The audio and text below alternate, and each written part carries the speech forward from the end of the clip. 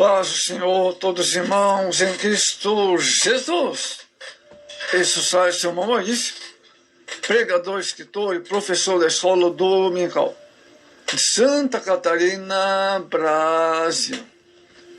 Amados, hoje em Apologética, vamos ver sobre os últimos tempos, alguns apostatarão da fé.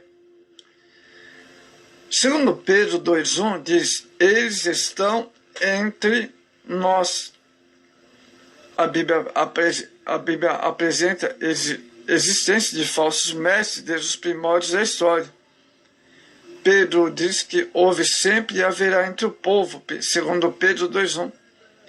Os apóstolos sempre se preocuparam com o ensino acerca da pessoa de Cristo e a salvação. Amados, eles sabiam que uma simples partícula de ensinamento errado é capaz de conduzir uma alma à perdição. Não é difícil de identificar uma heresia. Uma seita, ela sempre começa com alguém que se julga tal e recebe uma nova revelação errônea. Na heresia, Cristo jamais será o centro principal. A Trindade sempre é questionada. Os líderes sempre agradam aos seus seguidores, buscando popularidade. A heresia, amados, sempre questiona partes da Bíblia, dando importância apenas a alguns livros.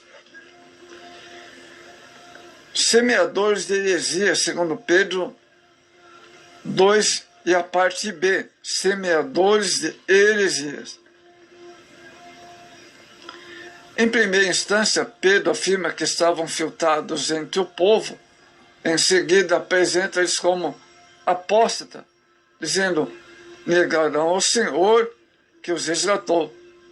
O termo usado é o grego aneumai, que significa negar ou renunciar, tendo abandonado o caminho da verdade, eles vinham se introduzindo dissolutamente ponto de vista heréticos, tornando-se homens tão indignos quanto a sua mensagem.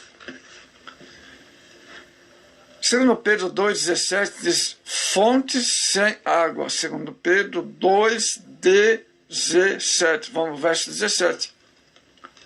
Fontes sem água eles são. O termo é uma descrição da natureza insatisfatória da falsa doutrina. Pessoas chegam a eles acreditando que são uma nova fonte. À primeira vista parece até ser um oásis essas heresias.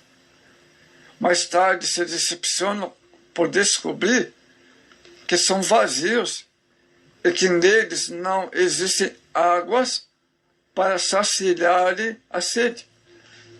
Pedro chama de nuvens levadas pela força do vento.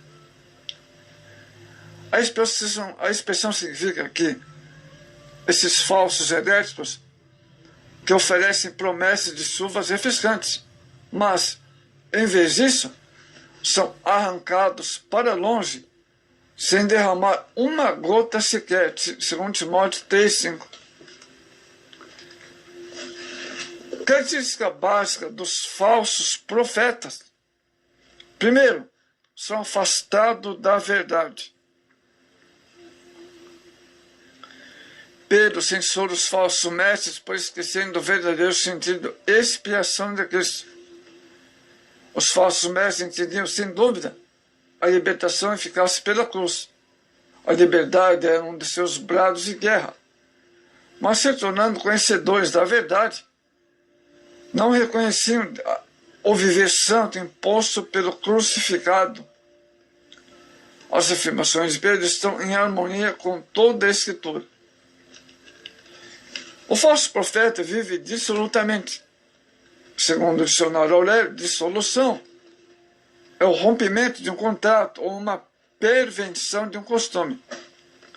A pregação desses falsos mestres consistia, amados, de um vernáculo pomposo que atrai os desprevenidos para sua armadilha. O termo usado aqui é o mesmo do versículo 14 confere a prática de uma libertinagem desavergonhada. Esses falsos mestres heréticos estavam destruindo os primeiros daqueles princípios que estavam fugindo das práticas pecaminosas. Amados, sustentavam que a salvação da alma é imortal em tudo quanto importava, porém pouco importava o que o homem fizesse ao seu corpo, quer dizer, uma libertinagem. O sofisma era o anzol, e a concupiscência imunda era a isca, olha só, com as quais esses homens heréticos pescavam aqueles que o Senhor libertara, estava libertando. Paulo também enfrentou ensinos semelhantes a respeito do corpo.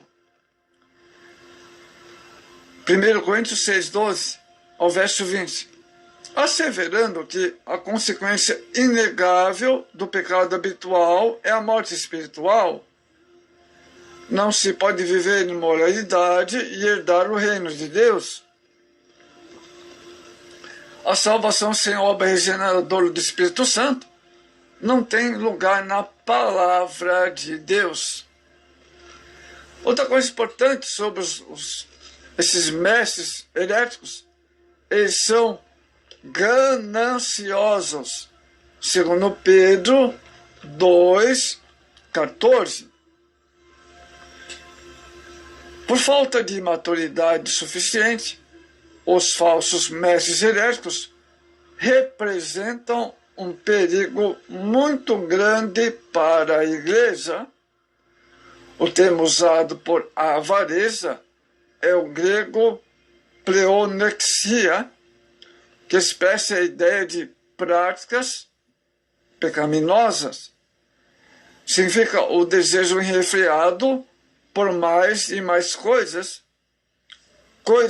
às quais as pessoas não têm direito, coisas das quais não têm necessidade. É frequentemente empregado a respeito do dinheiro, das relações ilícitas ou desnaturadas. Eles tinham de ser treinado no desejo pelas coisas proibidas. Por esse motivo, Pedro termina com uma expressão hebraica: filhos de maldição. Quer dizer, a maldição de Deus paira sobre ele. Então, os falsos mestres heréticos são gananciosos. Amados, o que estava ocorrendo quando ele enviou esta segunda carta de Pedro Pedro enviou esta carta para combater os falsos profetas hereges. Pedro inicia o capítulo 2 dessa carta, traçando um perfil dos falsos mestres. Diz que eles introduziam cobertamente heresias de perdição. O termo correspondente agir secretamente com malícia. Esses falsos mestres, eles ensinavam de forma secreta, enquanto nos lares, não agiam publicamente e não se apresentavam como adversários do cristianismo. Esses falsos mestres hereges que se infiltraram na igreja primitiva possuíam um discurso convincente e seduziam de forma insidiosa e inconsciente as pessoas a se afastarem da verdade. Olha só, hein? O contexto que estava acontecendo. A igreja primitiva estava ameaçada por heresias nelas por esses falsos discursos, introduzida por homens que buscavam seu engrandecimento pessoal. Amados,